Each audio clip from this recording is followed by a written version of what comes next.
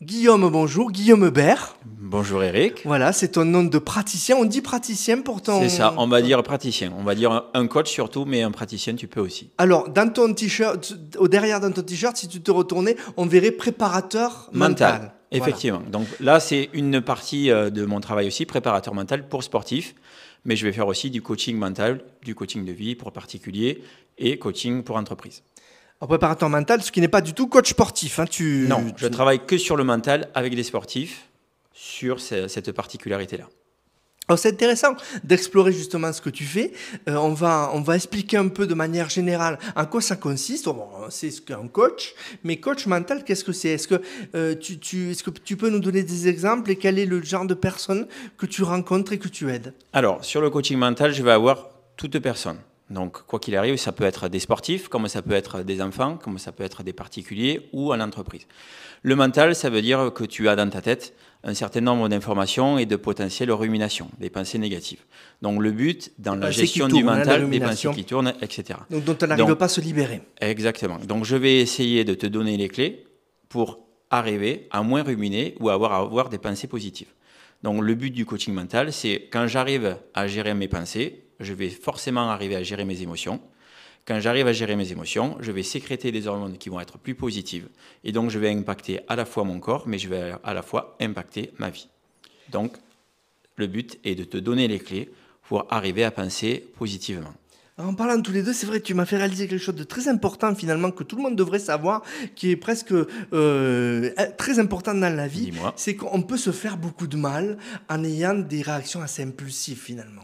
Effectivement, on est notre propre ennemi, je crois, le plus dans la vie. Mais ça vient de potentiellement des traumas. Effectivement, si aujourd'hui je vais avoir une réaction qui va être épidermique ou qui va être sur la défensive, c'est que forcément j'ai vécu un trauma derrière. Un trauma, c'est une blessure émotionnelle. Sauf que dans notre fonctionnement, j'ai créé une blessure émotionnelle, j'ai créé un processus donc de peur qui va créer elle-même une croyance et qui va créer une limite. Si j'ai été blessé émotionnellement, si on s'est moqué de moi quand j'étais petit, je vais avoir le processus qui va fonctionner, c'est-à-dire blessure d'humiliation. Ma peur, c'est de revivre l'humiliation et la moquerie. Ma croyance, c'est de croire que je ne suis pas assez bien, de croire que les autres sont méchants, de croire qu'en société, je ne suis pas fait pour vivre avec des personnes. Et ma limite, c'est que je vais m'isoler et je vais éviter d'avoir des relations. Donc en fait, le coach, là, il va te permettre justement d'aller chercher ton automatisme, ton programme inconscient. C'est-à-dire on est programmé, on a des croyances. Et des croyances qui ne sont pas vraies souvent. Exactement. C'est la blessure émotionnelle, mais la blessure émotionnelle, elle remonte peut-être au collège, elle remonte peut-être quand j'étais petit, quand mon père ou ma mère m'ont dit ça, et j'ai cru une vérité.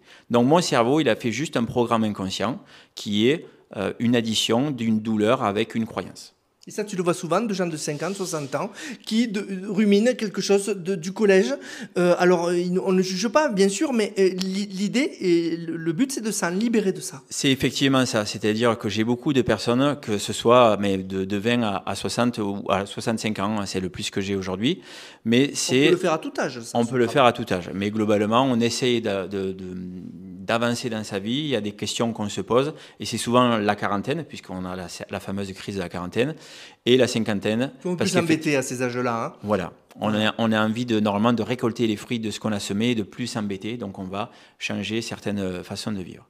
Je reprécise juste ce que je disais tout à l'heure. C'est que si on s'énerve, par exemple, au volant, on sécrète des toxines qui nous font du mal à notre corps. Donc quand on réalise ça, déjà on change d'attitude. Effectivement. Pour te synthétiser, parce que je ne vais pas rentrer dans les neurosciences, mais globalement, à chaque fois que je me mets en colère, c'est mon nerf vague, donc mon système nerveux autonome, qui m'a programmé en fonction de ce que j'ai déjà vécu. Donc si je me mets en colère, on va considérer que c'est une émotion. Une émotion, normale, est ponctuelle. Donc tu me mets en colère, ou tu es au volant, tu m'as klaxonné, etc. Je vais me sentir blessé, impulsif, je me mets en colère. Sauf que mon système nerveux autonome me rappelle un fonctionnement que j'ai déjà vécu, d'un non-respect, d'une peur, d'une croyance, peu importe. Et en fait, je vais accélérer automatiquement mon rythme cardiaque, accélérer ma respiration, tendre mes muscles et le vivre comme un trauma. Et donc, je vais répéter, peut-être je vais insulter la personne. On se fait du mal à son propre corps. Donc, dans la colère, il faut, si je schématise, c'est 1 minute de colère, donc qui est vive, 1 minute de colère où je vais me mettre vraiment en colère. Je vais sécréter du cortisol et de l'adrénaline.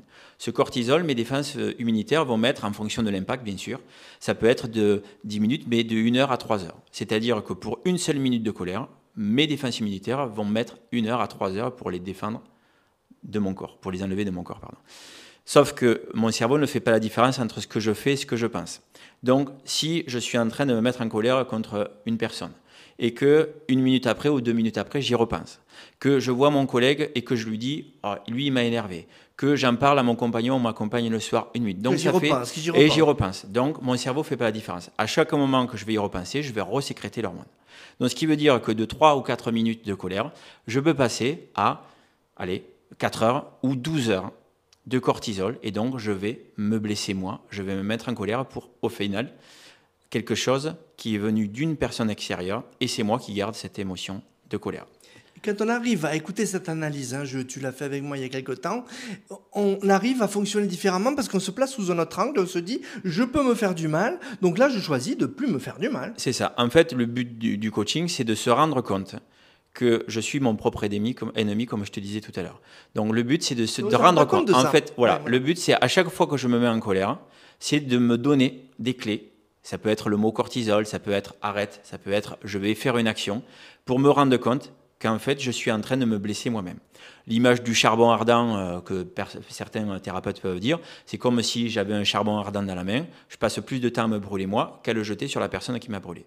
Et donc, si je me mets des images comme ça dans ma tête, je vais me dire, en fait, j'ai plus envie de subir des choses, j'ai envie de me protéger moi et de ne pas être impacté par ce que les autres ont fait sur ma vie. Donc, se faire coacher, finalement, c'est arriver à mieux fonctionner, être mieux maître de soi-même, appliquer des stratégies finalement pour se préserver, pour mieux fonctionner. Exactement. Donc, on n'est pas obligé d'aller travailler sur les traumas, sur les blessures, etc. Le but, c'est que tu as un problème dans la vie et tu ne sais pas comment le régler. Donc, ça peut être un blocage émotionnel, mais ça peut être un blocage avec une personne, ça peut être des difficultés avec un compagnon, une compagne, peu importe. Et on doit avoir un objectif. C'est-à-dire que tu as un problème, on doit avoir un objectif de résolution. Donc, et quand ça ne fonctionne pas, en général, c'est qu'il y a une blessure, qu'il y a eu quelque chose qui a influé sur notre... on est formaté, finalement. En fait, je vais te dire quelque chose qui est peut-être pas compréhensible, mais dans chaque problème, je gagne quelque chose. Si je le garde actif, c'est que je garde. La personne qui a un problème avec, mettons, son couple, et qui veut rester dans son couple, si elle reste, elle gagne de la sécurité. D'accord. Donc, je gagne quelque chose en gardant mon malheur. Travailler sur soi, c'est sortir de sa zone de confort. Exactement.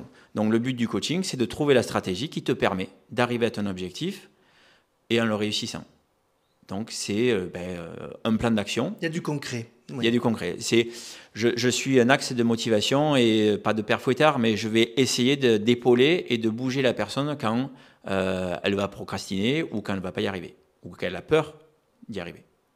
Merci beaucoup Guillaume, déjà ça cerne un petit peu ton travail, on reviendra chaque mois sur des points précis que tu veux aborder, des petites solutions que tu veux donner peut-être pour améliorer le quotidien ou pour déjà être davantage maître de sa vie finalement. C'est ça, avec plaisir. Merci beaucoup. Merci.